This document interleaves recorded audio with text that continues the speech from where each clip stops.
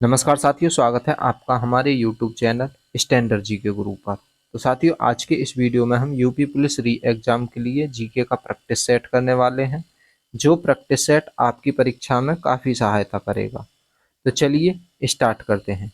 यदि फ्रेंड्स आपको वीडियो पसंद आए तो चैनल को सब्सक्राइब करिएगा और वीडियो को लाइक करिएगा। दोस्तों, हम उम्मीद करते हैं कि आप सभी प्रश्नों के जवाब कमेंट बॉक्स में जरूर देंगे। तो चलिए स्टार्ट करते हैं। पहला प्रश्न है कि किस उर्वरक को किसान खाद के नाम से जाना जाता है।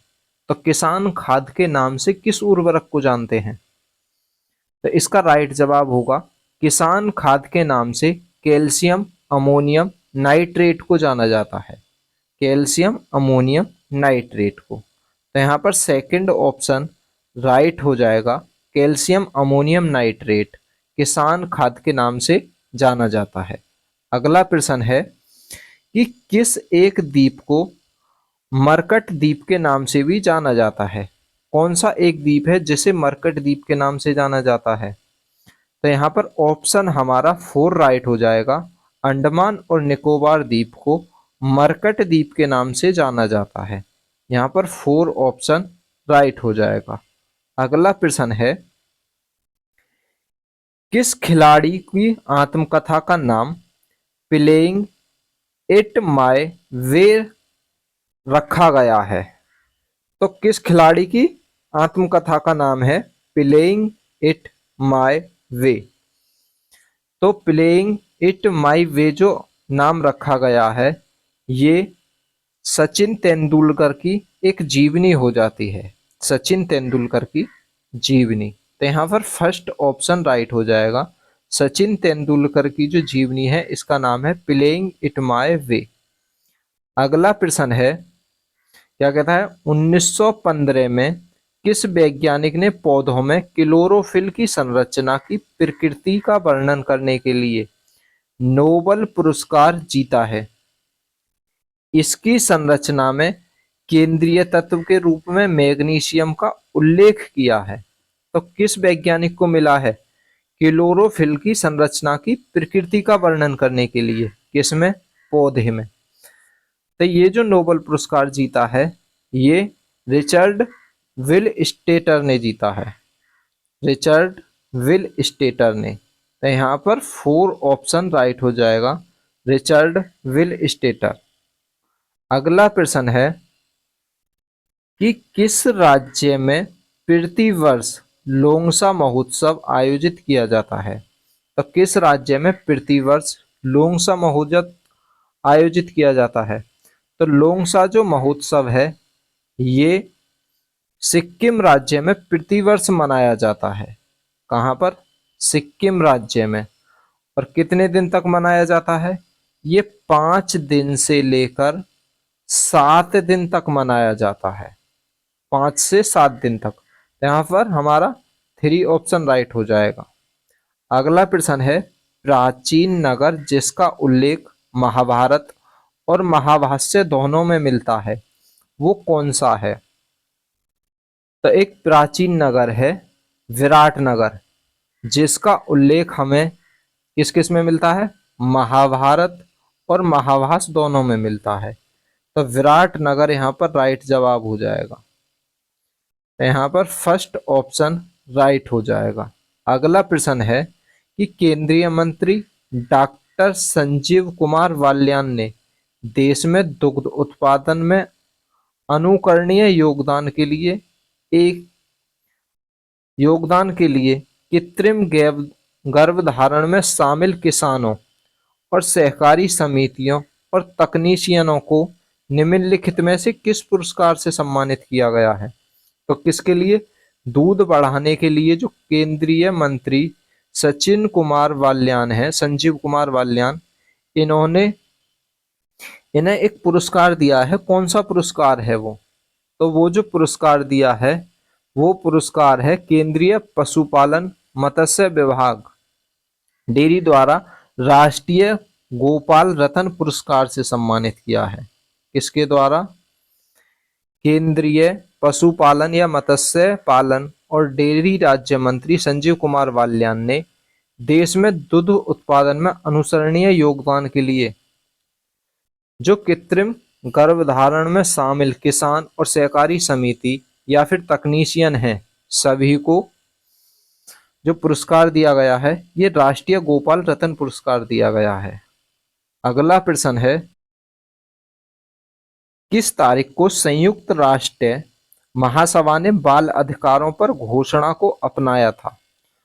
तो बाल अधिकारों की जो घोषणा को अपनाया था वो कब अपनाया था? तो बाल अधिकारों की जो घोषणा को संयुक्त राष्ट्र महासभा ने अपनाया वो 20 नवंबर 1959 को अपनाया था।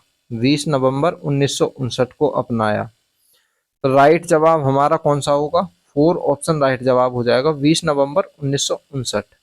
अगला प्रश्न है कि कल्हड़ की संस्कृत भाषा में राजतरंगिणी में उन राजाओं के इतिहास को शामिल किया गया है जिन्होंने किस पर शासन किया था? तो कल्हड़ की जो राजतरंगिणी है इसमें कश्मीर के राजाओं का वर्णन है। कौन से राजाओं का? कश्मीर के राजाओं का। तो यहाँ पर हमारा सेकंड ऑप्शन राइट हो जाएगा, कश्मीरी राजाओं का वर्णन राजतरंगिणी में है। अगला प्रश्न है, वाकटक साम्राज्य की रानी प्रभावती गुप्त कुबेर नाग और किसकी बेटी थी? तो वाकटक साम्राज्य की रानी थी एक प्रभावती गुप्त। ये जो कुबेर और किसकी पुत्री थी?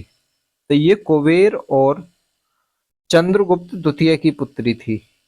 तो यहाँ पर सेकंड ऑप्शन राइट हो जाएगा, चंद्रगुप्त द्वितीय की पुत्री, कुबेर नाग और चंद्रगुप्त द्वितीय की पुत्री। अगला प्रश्न है, निम्नलिखित में से कौन कार्बन नेगेटिव बनाने वाला पहला देश है? तो कार्बन नेगेटिव बनाने वाला पहला देश, कार्बन नेगेटिव बनाने वाला जो पहला देश है ये भूटान है। कौन है? भूटान कार्बन नेगेटिव बनाने वाला पहला देश है। अगला प्रश्न है, क्या कहता है, प्रेस की स्वतंत्रता भारतीय संविधान के किस अनुच्छेद के अंतर्गत आती है? तो प्रेस की जो स्वतंत्रता है भारतीय संविधान में अनुच्छेद 19 के अंतर्गत आती है। फर्स्ट ऑप्शन राइट हो जाएगा। अगला प्रश्न है, दिल्ली सल्तनत के सबसे विद्वान शासक जो खगोल विज्ञान, गणित और चिकित्सा साहित्य शिक्षा की विभिन्न शाखाओं में पारंगत थे, तो वो कौन राजा था? तो दिल्ली सल्तनत का एक सुल्तान था जिसको खगोल विज्ञान, गणित, चिकित्सा और शिक्षा में विभिन्न पारंगत हासिल थी। तो ये राजा कौन था? तो ये जो राजा था दिल्ली सल्तनत का, कौन सा राजा था? महमूद बिन तुगलक, मोहम्मद बिन तुगलक। तो ये मोहम्मद बिन तुगलक है जिसको खगोल विज्ञान, गणित, चिकित्सा और शिक्षा में पारंगत हासिल थी।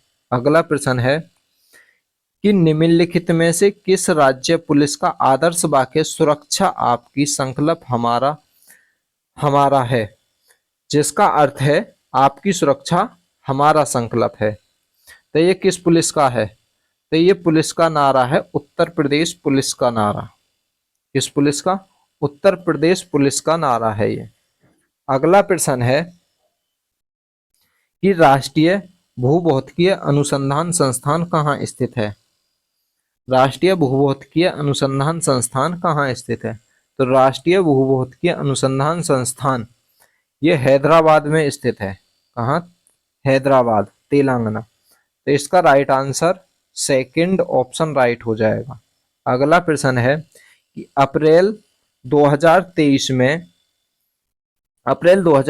में नागरी दुबराज चावल की किस किस्म को भौगोलिक संकेत टैग दिया गया है? तो ये किस राज्य की विशिष्ट पहचान है? तो एक चावल है नागरी दुबराज चावल, ये किस राज्य में होता है? तो ये नागरी दुबराज जो चावल है ये छत्तीसगढ़ में होता है। कहाँ पर? छत्तीसगढ़ में। तो इसका सेकंड ऑप्शन राइट हो जाएगा, छत्तीसगढ़। ये एक सुगंधित चावल है जिसका नाम है नागरी दुबराज। अगला प्रश्न है कि विश्व स्वास्थ्य दिवस 2023 की थीम निम्नलिखित में से किसे बनाया गया था? तो विश्व स्वास्थ्य दिवस 2023 की जो थीम थी, ये थीम थी सभी के लिए स्वास्थ्य होना अनिवार्य है। तो यहाँ पर फर्स्ट ऑप्शन राइट हो जाएगा कि सभी के लिए स्वास्थ्य है। तो फर्स्ट ऑप्शन राइट है।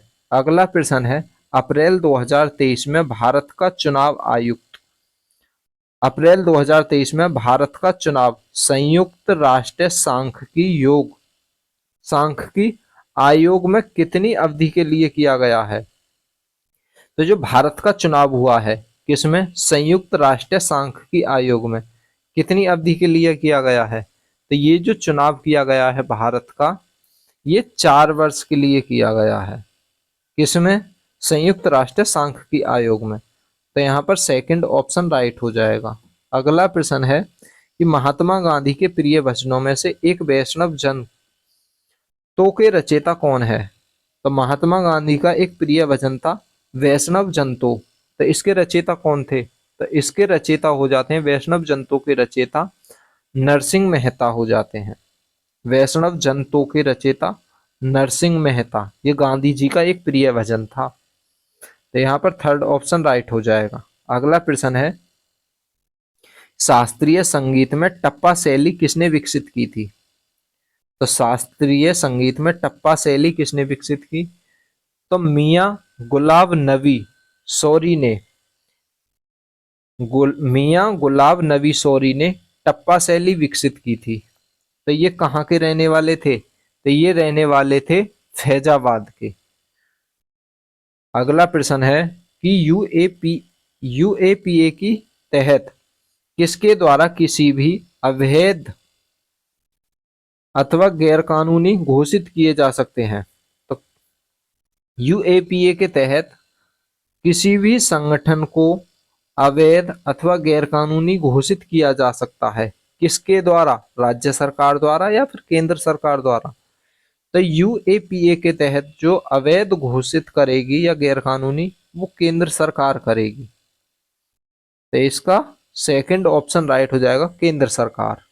अगला प्रश्न है, छठी शताब्दी ईसा पूर्व के दौरान उत्तर प्रदेश निम्नलिखित में से किस क्षेत्र को चेदी के नाम से जाना जाता था? तो उत्तर प्रदेश का एक क्षेत्र था चेदी। तो छठी शताब्दी के दौरान चेदी किस क्षेत्र को कहते थे? तो बुंदेलखंड, जो आज का बुंदेलखंड क्षेत्र है, इसे छठी शताब्दी में चेदी क्षेत्र कहते थे। तो इसका फर्स्ट ऑप्शन राइट हो जाएगा। अगला प्रश्न है कि फराजवी गैस फील्ड कहाँ स्थित है? तो फरजादवी गैस फील्ड कहाँ है? फरजादवी गैस फील्ड जो है ये फारस की खाड़ी में है। फरजादवी गैस फील्ड फारस की खाड़ी में। अगला प्रश्न है, पृथ्वी की ऊपरी सतह पर दूसरा सबसे बड़ा प्रचुर तत्व है। तो पृथ्वी की ऊपरी सतह पर सबसे प्रचुर तत्व कौन सा है? तो सबसे जो प्रचुर तत्व है ये सिलिकॉन है। क्या है? सिलिकॉन। तो थर्ड ऑप्शन यहाँ पर राइट हो जाएगा कि पृथ्वी की ऊपरी सतह पर दूसरा सबसे प्रचुर तत्व सिलिकॉन। अगला प्रश्न है, विश्व में सबसे अधिक कोयला उत्पादन करने वाला देश है। विश्व में सबसे अधिक कोयला उत्पादन करने वाला देश, तो विश्व में सबसे अधिक कोयला उत्पादन करने वाला देश चीन है। कौन सा है? चीन विश्व में सबसे अधिक कोयला उत्पादन करने वाला देश है। और उसके बाद आता है अमेरिका का नंबर, दूसरे नंबर पर अमेरिका। लेकिन भारत में सबसे बड़ा कोयले का भंडार कहाँ पर है? कोयले का जो सबसे बड़ा भंडार भारत में है झारखंड में। वीडियो को अंत तक देखने के लिए आपका बहुत बहुत धन्यवाद।